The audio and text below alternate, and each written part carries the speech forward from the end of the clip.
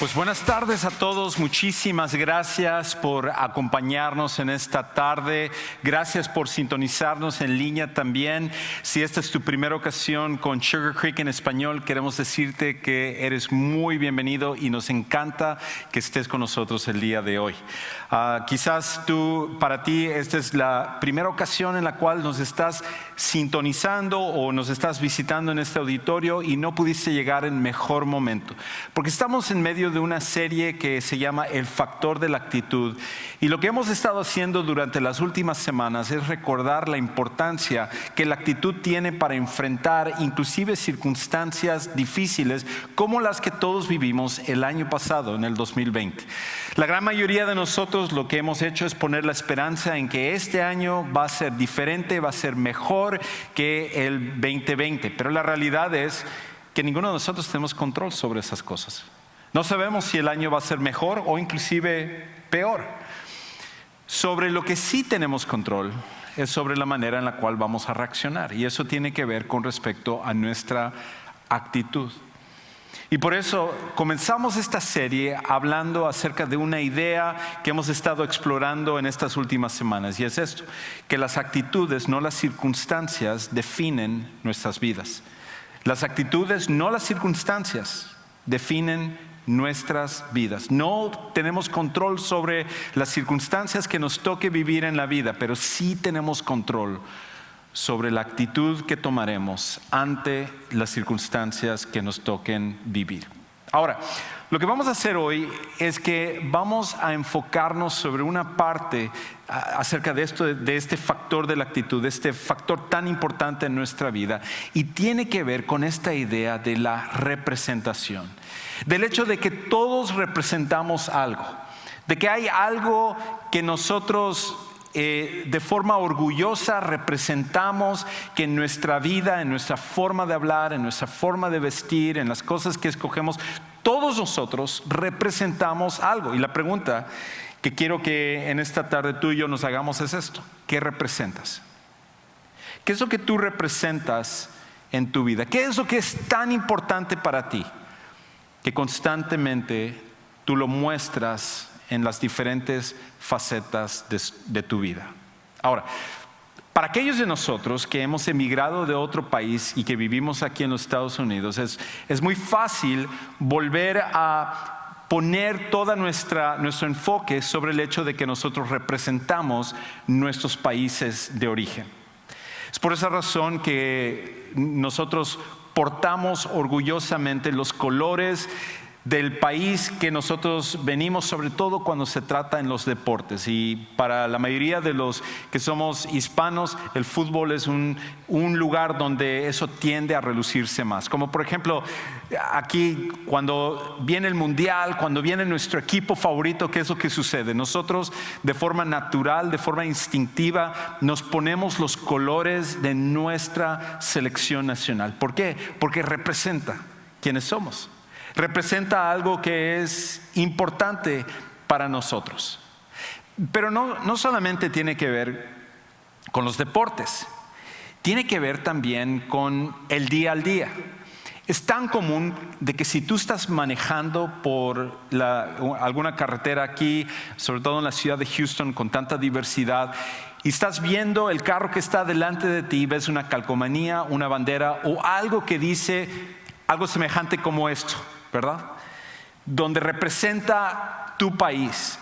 Es una manera de decir: wow, yo estoy orgulloso de ser de este lugar. Este es donde está mi corazón, este es el lugar que yo amo. Y todos de alguna manera nos sentimos así, sentimos que el lugar del cual hemos venido, de nuestro lugar de origen, quizás para ti es aquí Estados Unidos y tu bandera es la bandera de Estados Unidos, y tú constantemente lo sacas a relucir porque eso es lo que tú representas. Inclusive para aquellos de nosotros, sobre todo aquí en el estado de Texas, es tan fácil ver que a nuestro alrededor hay tanta gente que está orgullosa inclusive de la universidad donde estudian.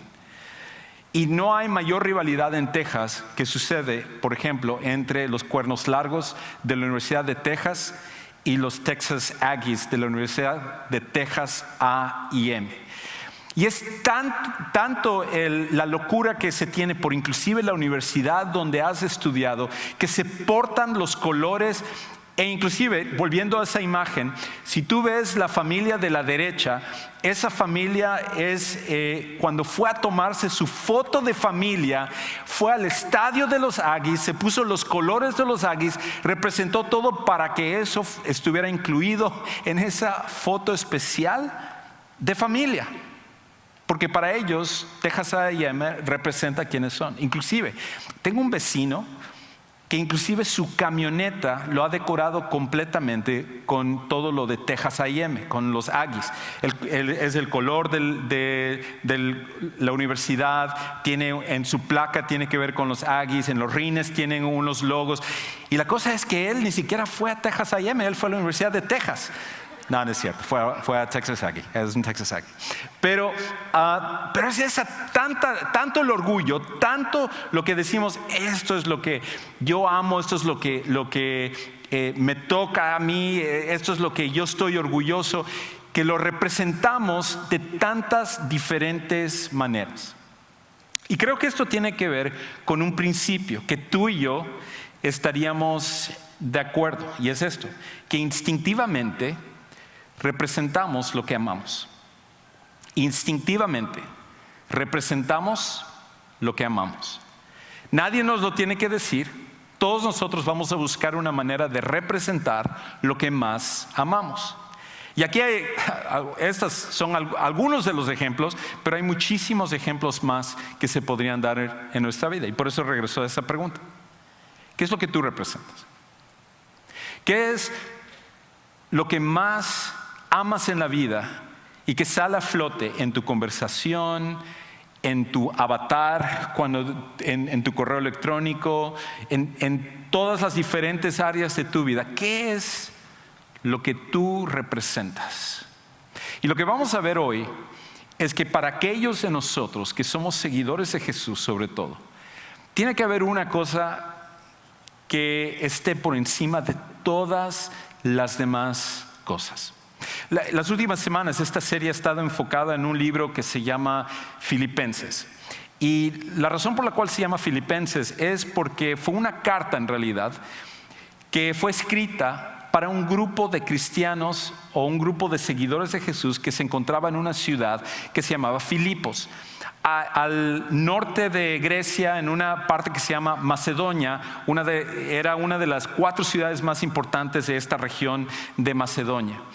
Y esta ciudad había sido visitada por el apóstol Pablo en uno de sus viajes misioneros. Y cuando Pablo llegó a este lugar, empezó a compartir acerca de Jesús con ellos, y algunas personas vinieron a poner su fe en Jesús como su salvador personal, y comenzó una iglesia ahí. Y Pablo pasó tiempo con ellos, ayudándoles a crecer, y como siempre hacía Pablo después de un tiempo seguía hacia otro lado para comenzar más iglesias, para hablarle a más personas acerca de Jesús. Y mientras ellos seguían creciendo, Pablo estaba en contacto con ellos, escribiéndoles, alentándoles. Y en esta ocasión, cuando nosotros leemos esta carta que hemos estado estudiando, Pablo se encontraba en la cárcel en ese momento. Y como hemos venido observando en las últimas semanas, es increíble que cuando Pablo está en estas circunstancias difíciles de su vida, él se enfoca en alentar y ayudar a los demás, en vez de tratar de que otros sean los que lo alienten a él o lo ayuden a él. Tal como la mayoría de nosotros tendemos a hacer. Cuando nosotros tenemos un problema, queremos que todos vengan y nos ayuden con nuestro problema, pero en realidad son muy, muy pocos los que estando en un problema se enfocan inclusive en seguir ayudando a los demás. Pero es lo que Pablo estaba haciendo. Y Pablo entonces les escribe una carta para alentarles, para ayudarles a que ellos adopten la actitud correcta, sobre todo en las circunstancias que ellos están viviendo. Y una de las cosas que llama la atención con respecto a esta ciudad de Filipos y los filipenses es que ellos tenían un orgullo exagerado, uno podría decir, de ser ciudadanos romanos. Ahora, ser un ciudadano romano ya era algo muy importante en esa época, porque era una minoría la que era ciudadanos romanos. De hecho, se estima que entre un 60 a un 70% eran esclavos, eran siervos, no tenían ni siquiera una ciudadanía. Entonces, aquellos que eran ciudadanos ya tenían ese orgullo de la ciudadanía romana, pero para los filipenses era un doble orgullo. Porque históricamente lo que había pasado es que años antes de Jesús, Julio César, el que era el César de Roma, había sido asesinado por dos de las personas más allegadas a él, dos de los líderes principales, que se llamaban Casio y Brutus. Y resulta que ellos dos se rebelaron en contra de Julio César. Después de matarlo, organizaron un ejército, y Marco Antonio y lo que era otro general, que era Octavio, se aliaron para pelear en contra de ellos. Y en esa guerra, Filipos se alió con Octavio. Años después, Octavio, que él se convertiría en el emperador, en el César también, él se convertiría en el emperador Augusto César. Resulta que él pelearía contra Marco Antonio, y en esa guerra que ellos tuvieron, Filipos nuevamente se alió con Octavio, o ahora lo que era Augusto César. Y cuando todo esto sucedió, Augusto César, en agradecimiento a Filipos, les concedió a ellos, a todos los de la ciudad de Filipos, ser ciudadanos romanos. No solamente eran ciudadanos romanos, sino que eran ciudadanos romanos de Filipos, porque su ciudadanía era honorífica. Y eso hacía que ellos entonces se enorgullecieran más de quienes eran. Y Pablo entonces les escribe a ellos para decir: miren, ustedes, al igual que nosotros, tienen su mirada puesta en que representan su ciudadanía romana. Pero hay algo más importante que eso. Ustedes representan algo más importante que simplemente ser ciudadanos romanos.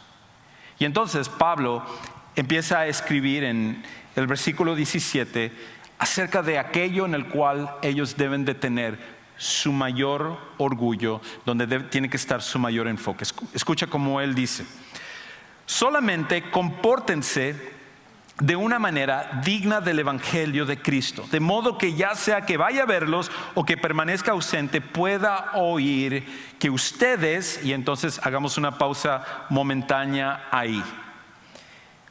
Pablo dice algo muy interesante, y realmente nuestra traducción no refleja completamente lo que él está tratando de decir, porque el idioma original del Nuevo Testamento, que es el griego, usa una sola palabra en el griego para esta frase: compórtense de una manera digna.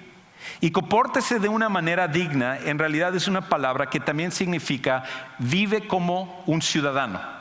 Y lo que Pablo les está diciendo es esto: vivan como ciudadanos, vivan orgullosamente como la ciudadanía que ustedes representan. Solo que no es Roma. Sé que ustedes están muy orgullosos de ser romanos, y sobre todo de Filipos, pero ustedes necesitan estar más orgullosos de una ciudadanía que es su ciudadanía celestial. El hecho de que ustedes son ciudadanos de un reino que nunca se va a acabar. Roma se va a acabar, Estados Unidos se va a acabar, nuestros países se van a acabar, pero hay una ciudadanía que nunca se va a acabar. Y es ahí donde tiene que estar su enfoque, porque ese es el lugar que nosotros a la postre representamos. Entonces el principio que Pablo da es esto: que nosotros representamos nuestra ciudadanía celestial. Representamos aún algo más. Representamos a Jesús. Y algo que necesitamos recordar es esto: que nuestra conducta, más que nuestras palabras, representan a Jesús. Nuestra conducta, más que nuestras palabras, representan a Jesús. Porque si hay una crítica que constantemente escuchamos acerca de los que somos seguidores de Jesús, de las iglesias en general, es que nosotros no vivimos lo que decimos. Decimos cosas muy bonitas, somos elocuentes en expresar nuestra opinión, pero nuestra vida muchas veces está en contradicción de las palabras que nosotros decimos. Y aunque nosotros queremos con nuestras palabras ayudar a que otros sepan qué es lo que representamos, la realidad es que la gran mayoría de personas no está viendo lo que decimos, están viendo lo que hacemos. Es por esa razón que tu conducta, mi conducta, la forma en la cual nos comportamos, es sobre todo la manera principal en la que representamos a Jesús. Y Pablo les dice a ellos, compórtense de una manera digna. Vivan como ciudadanos del reino, no como ciudadanos romanos, no como ciudadanos americanos o salvadoreños o mexicanos o cubanos, argentinos o lugar de donde tú seas. Vive como un ciudadano del reino de Dios, porque al final tú y yo representamos a Jesús. Nosotros somos los que representamos a Jesús aquí en la tierra. Y entonces Pablo continúa diciendo esto. Porque de hecho más adelante en el capítulo 3 vuelve a retomar este tema y él dice esto en el 3:20. Porque nuestra ciudadanía o patria está en los cielos, de donde también ansiosamente esperamos a un Salvador, el Señor Jesucristo.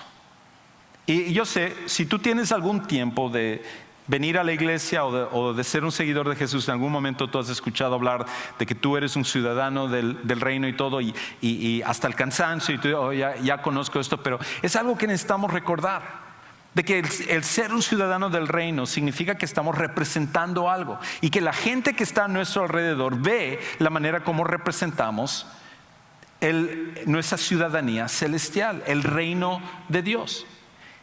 Y lo que siempre necesitamos recordar, y este es el principio que extraemos con respecto a esto, es lo siguiente: que los ciudadanos del reino de Dios modelamos el reino a otros. Los ciudadanos del reino de Dios modelamos el reino a otros.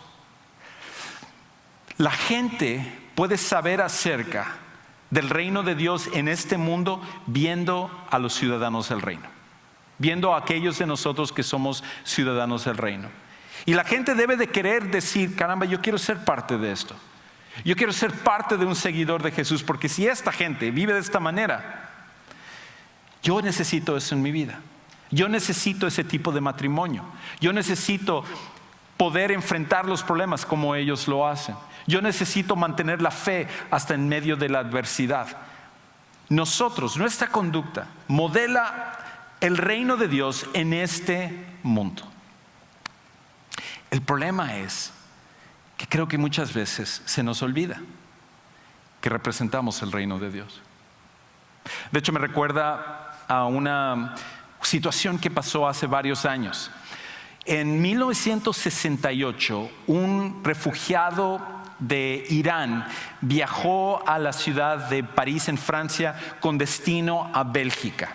Y este hombre, que se llamaba Mehran Karimi Nasseri, resulta que cuando él llegó al aeropuerto de París, no le permitieron seguir viajando, porque en el proceso, de acuerdo a lo que él decía, alguien le había robado su documentación, lo cual él no tenía entonces ni papeles de Irán, ni tampoco tenía permiso para viajar hasta Bélgica, y tampoco tenía permiso para mantenerse en Francia.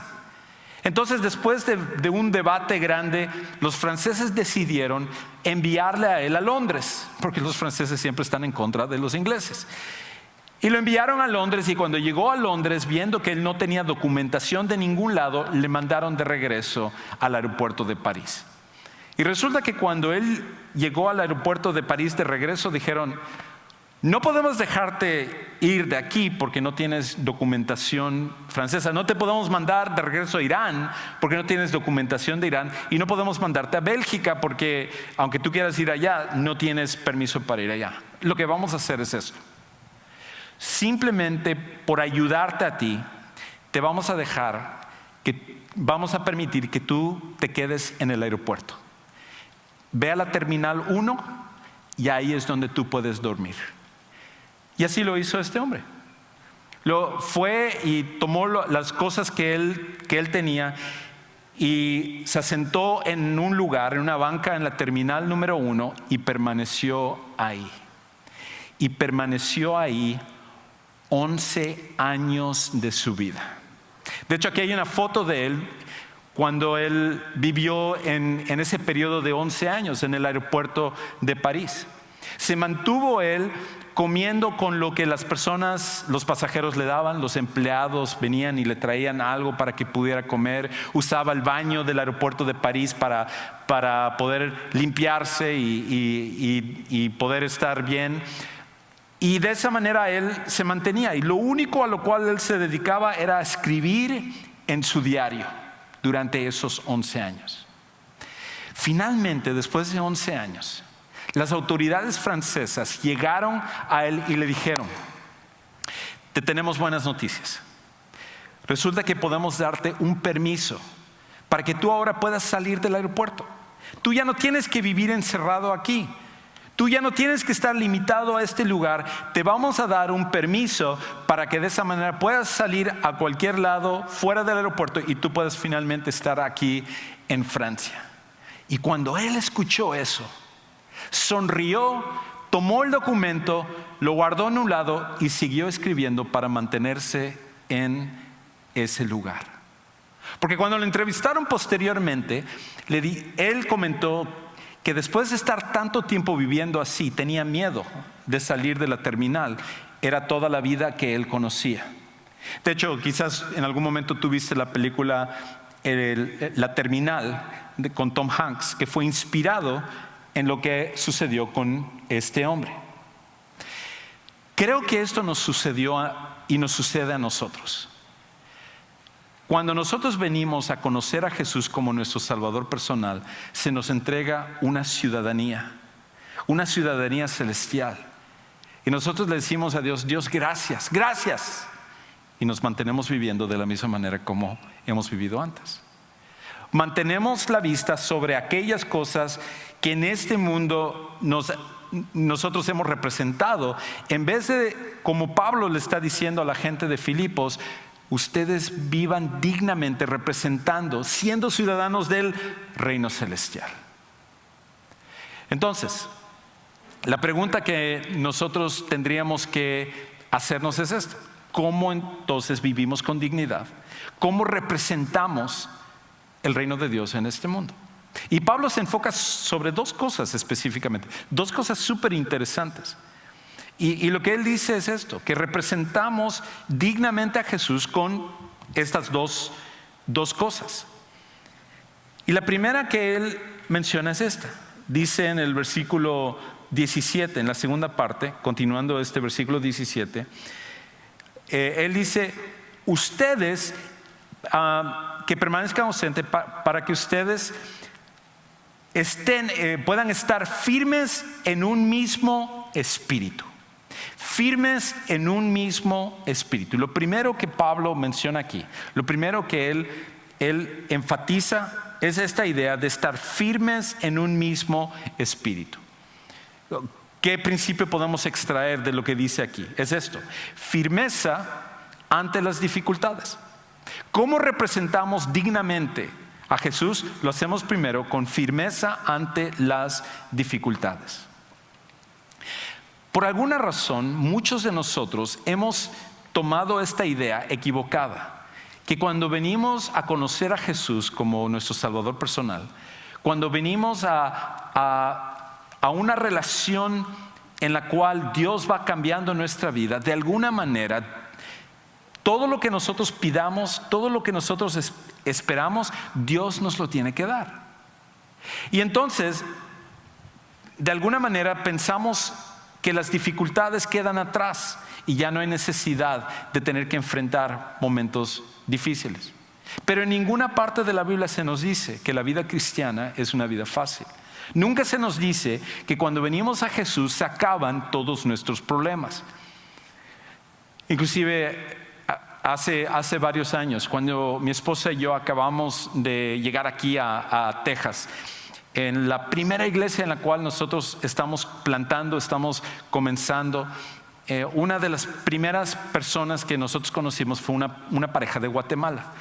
Y esta pareja de Guatemala, les hablamos de Cristo, los empezamos a discipular, que es ayudar a que ellos tuvieran este proceso de crecimiento. Los invitamos a la casa, íbamos a visitarles a casa de ellos y los veíamos cada domingo en la iglesia, y crecimiento espiritual. Ellos habían estado teniendo problemas en su matrimonio y empezamos a ver cómo los problemas en su matrimonio empezaron a cambiar en su familia, y veíamos cosas muy, muy buenas, muy, muy contentos de ver eso. Y luego de repente llegó un domingo y los dejamos de ver. Y pues Uno entiende, las personas no van a venir a la iglesia todos los domingos, así que esperamos el siguiente domingo y nuevamente el segundo domingo no estaban ahí. Tercer domingo no estaban ahí.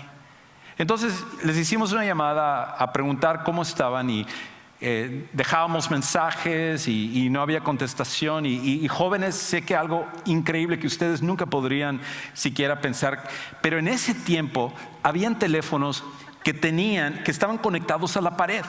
Uno no podía desconectarse de esos teléfonos, entonces si la persona no estaba en su casa no contestaba el teléfono y dejábamos mensajes y no nos contestaba los mensajes.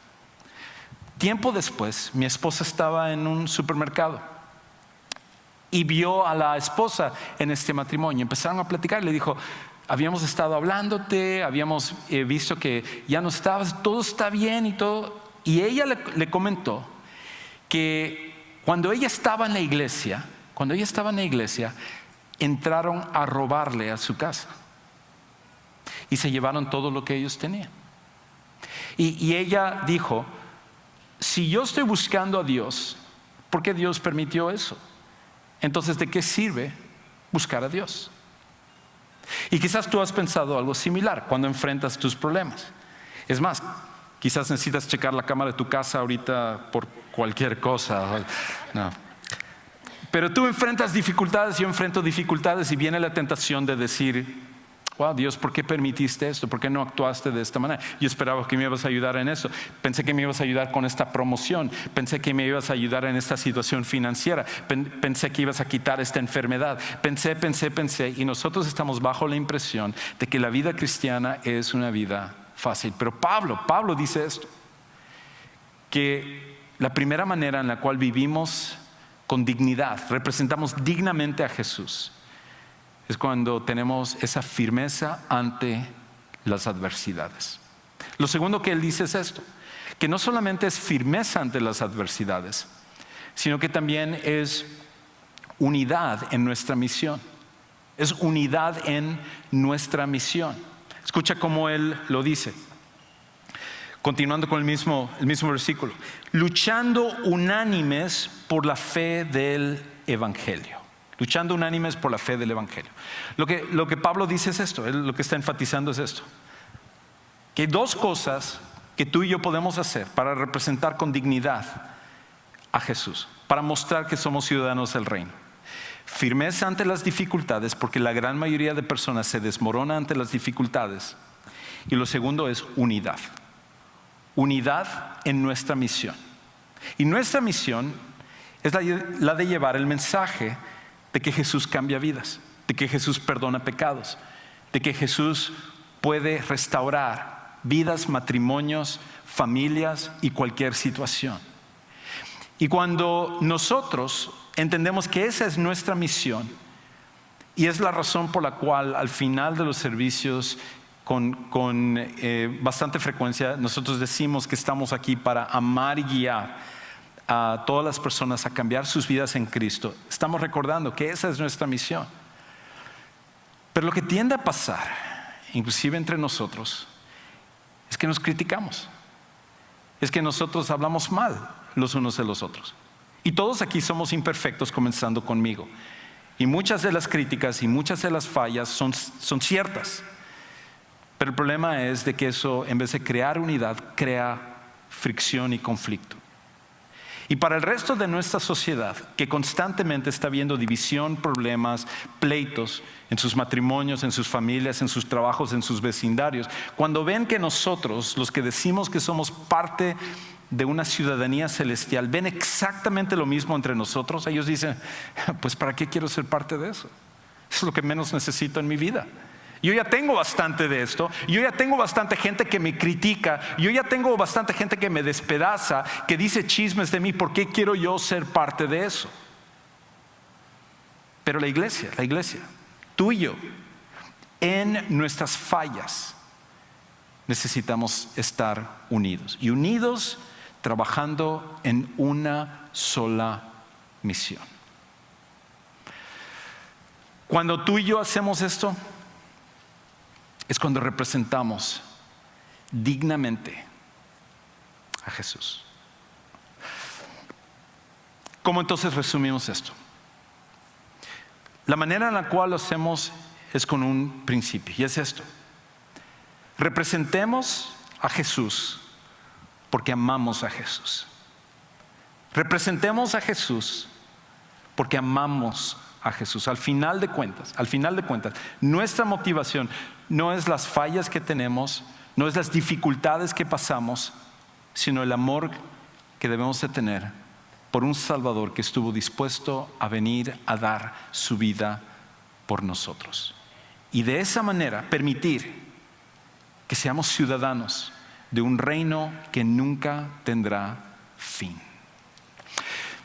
Hace varios años, en la década de los 60, 1968, había un grupo de asesinos que fueron enviados en una misión desde Corea del Norte para asesinar al presidente de Corea del Sur.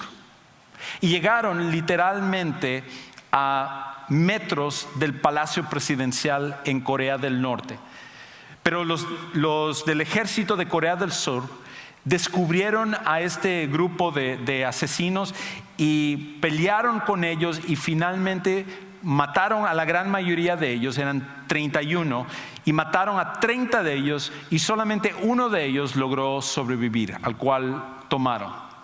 Y este asesino, que había sido criado en Corea del Norte, y si tú has estado poniendo atención a los noticieros, sabes que desde hace años Corea del Norte es quizás el lugar más difícil para vivir en todo el mundo.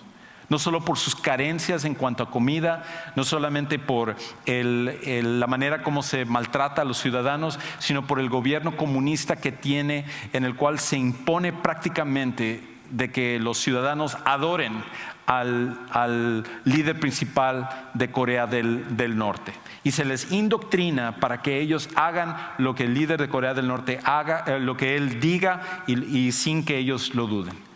Entonces, cuando tomaron a este hombre que se llamaba Kim Shin-ho, resulta que lo arrestaron y lo llevaron a la cárcel. Lo tuvieron allá, lo estaban interrogando, tratando de quebrarle, porque era un hombre duro que había sido criado para esto.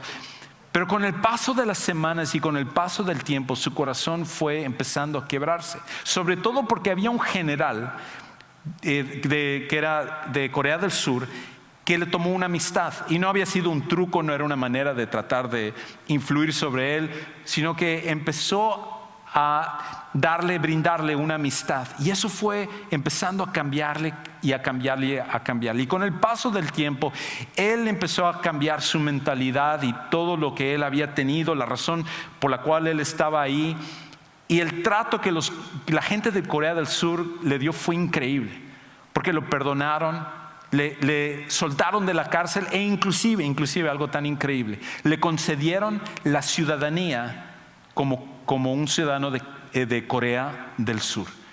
Encontró una esposa, tuvo una familia, y su transformación fue increíble. Empezó a trabajar con el ejército que antes él odiaba, y empezó a trabajar para ayudar a Corea del Sur. Y quizás la parte más increíble de todo esto es que en algún momento de su trayectoria vino a conocer una ciudadanía aún mayor que la de Corea del Sur, porque vino a conocer a Jesús como su Salvador personal, y su vida fue transformada.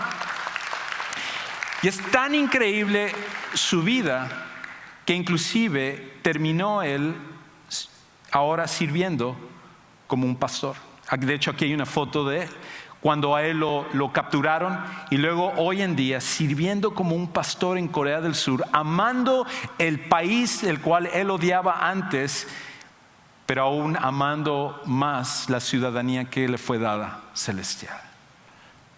Tú y yo, nosotros nacimos como enemigos del rey que no puede ser derrotado, y no había esperanza que pudiéramos ser ciudadanos de su reino. Lo único que merecíamos era ser exterminados. Pero ese líder no envió un general, ese rey glorioso no envió algún mensajero, sino que él mismo vino, y en vez de matarnos, decidió dar su vida para que nosotros pudiéramos ser perdonados, adoptados y convertirnos en ciudadanos del reino que nunca tendrá fin. Quizás para ti el día de hoy necesitas recordar que sobre todas las cosas, tu llamado, mi llamado, es a representar a Jesús. Que somos ciudadanos de un reino que seguirá para siempre. O quizás para ti, tu llamado el día de hoy es venir a conocer a Jesús como tu Salvador personal. Y reconocerlo no como una figura religiosa, no como alguien que cuando tienes problemas levantas un rezo, una oración o algo, sino alguien en el cual puedes depositar toda tu fe y el control de tu vida, porque Él, al morir y resucitar, es el único que puede salvarnos, perdonarnos y ayudarnos a que seamos hijos de Dios. En un momento vamos a estar terminando. Las puertas de atrás hacia tu derecha hay un lugar que llamamos nuestro centro de siguientes pasos. Ahí hay líderes, personas que están listos para orar contigo, ayudarte a tomar el siguiente paso. Nos encantaría que tú lo puedas hacer. Padre Celestial, gracias porque nos has llamado a representar tu reino, a representar a tu Hijo Jesús. Reconocemos que no lo merecemos y en muchas ocasiones hemos fallado en representar con dignidad a Jesús. Pero te pedimos que pongas en nosotros un nuevo enfoque, el entender el llamado tan grande que has puesto en nuestras vidas y que podamos realmente representar con dignidad a aquel que no merecía morir, pero que lo hizo voluntariamente por nosotros. Te amamos, te alabamos y te damos gracias por esto. En el nombre de Cristo Jesús. Amén. Muchísimas gracias.